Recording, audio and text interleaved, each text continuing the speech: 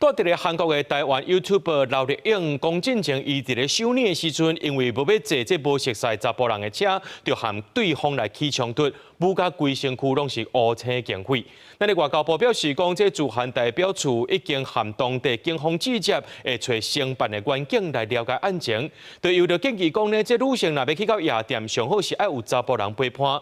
当着问题也会当卡这133控，和韩国观光公司来斗处理。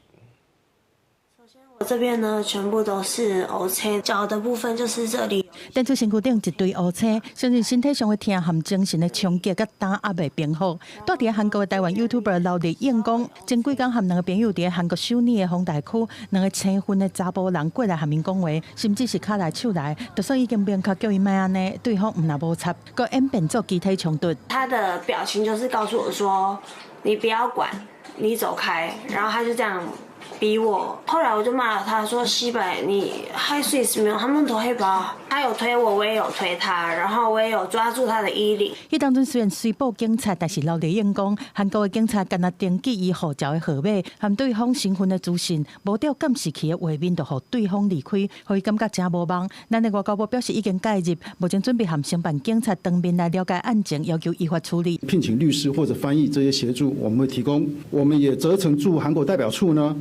马上洽请韩国公安公社及首尔市政府，请该等机构呢就保障我国人旅游安全呢做有积极的作为。其实，伫今年的6月，嘛有台湾的网情康控诉讲，伊伫丰台宏以免钱参观的话术诱入去夜店内面，落尾却无法度离开，甚至互对方 QQ 立立。有经验的韩国导游就提醒讲，若想要体验当地夜生活，上好做查甫的朋友做伴，佮随时录影。韩国观光公社有一个紧急可以寻求协助的一个专线，叫1330，而且它是24小时，各种语言都可以通。最常发生的状况的话是诈骗比较多。我通常是会建议说，尽量就是远离陌生人。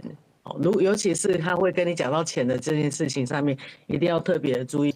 为了让国人注意里外安全事项，外交部领事事务局是制作宣导底片，除了轰炸嘛，强调登录服务和投保里外保险的重要。今麦当拄着韩国全国机场劳工联合工会宣布讲，要对19开始做第一轮的罢工，就行延长到中秋的连假。外交部提醒要去韩国旅游的国人注意航班的资讯，才袂造成无方便。记者综合报道。